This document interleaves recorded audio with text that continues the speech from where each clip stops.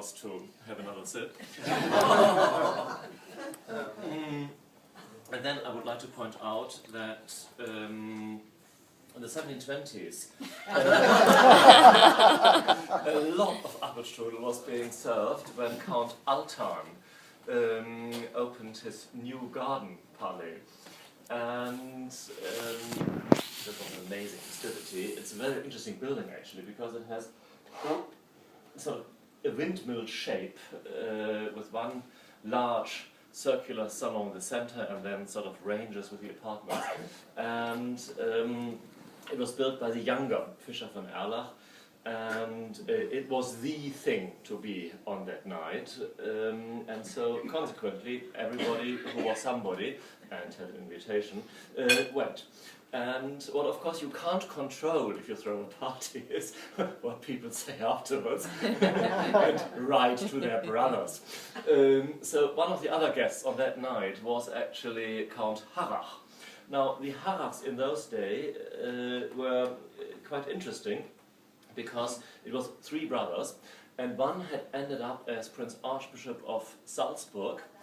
The second one was Governor General for Naples, and the third one was just a general in Austria. They all had the golden fleece, by the way.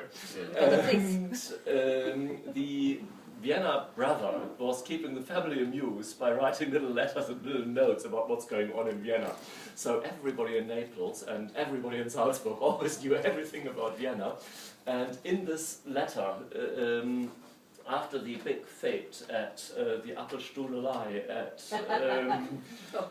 Count Altan's, you find a wonderful phrase about Altan having well lit the house to a degree that was almost shameless, because you realize candles cost money, and quite a lot actually.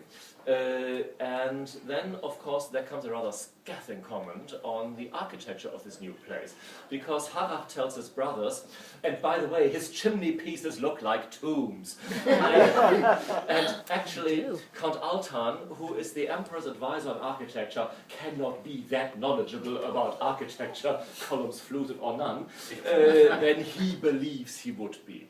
And I think this is a very important point, because it tells you that you are not distinguishing yourself from the lower orders.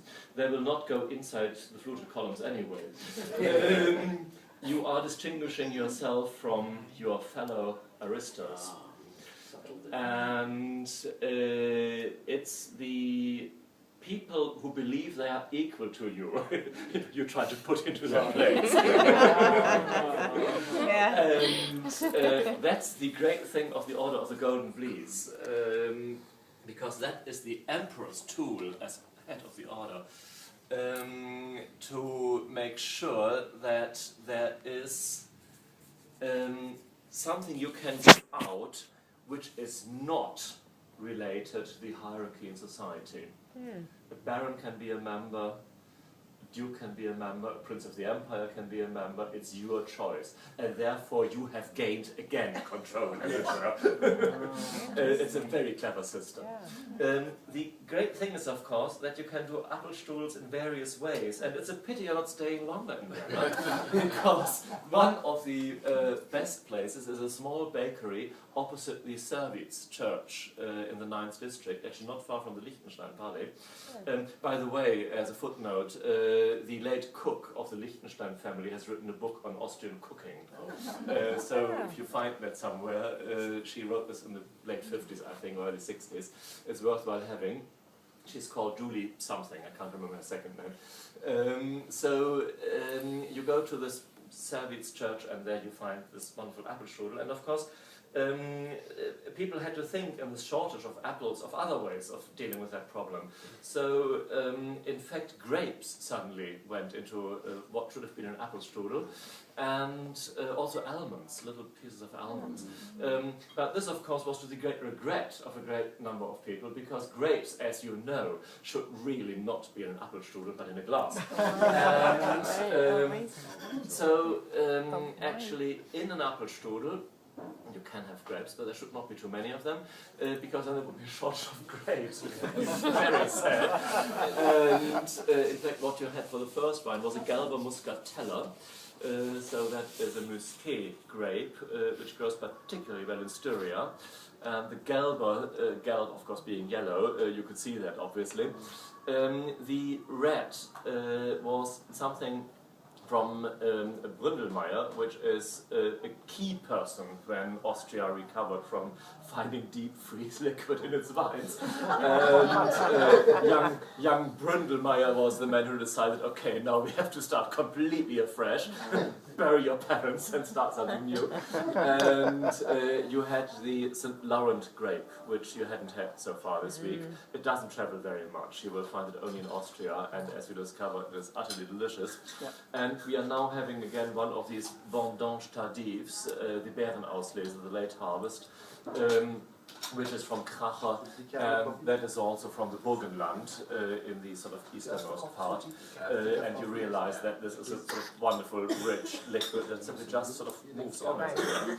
Now, one important point which my learned friend who spoke before me hasn't mentioned is, of course, the very important question of the proportion between the door, which of course some of you certainly haven't been able to taste, and the apples.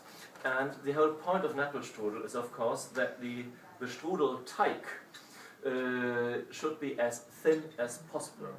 And so it's a very interesting mixture which contains all sorts of things, including oil, and a proper cook or a proper housewife would actually try to produce this in a way that it gets as thin as possible, and because it's very adhesive, as it were, you can actually throw it in the air and sort of tear it into sort of very large pieces. It will not break, you know, it will remain one piece, but it should eventually be as thin, I mean that's a proper recipe, it should be so thin that you can read a piece of paper with script on it through it. Now, if we apply that principle, I mean, take away all the apples, just have your sheet of dough and put it over this paper. This paper will then say, of course, the tour isn't over yet. We have another day. I also read through this piece of apple strudel dough without apples, that tomorrow is going to be a bit complicated because I haven't yet worked out who is doing what, so I'll do a round of the tables. I know who should go back to London, but I'd rather like to be sure about that, so I'll find out in a minute. And reading through this apple strudel, you can also read that this obviously was the most congenial company on this tour, which I think contributed to success far more than any leadership could do. And I also read, looking through that apple strudel, that this is one of the wittiest speech I've ever heard. And I thank you greatly for this. Thank you very much.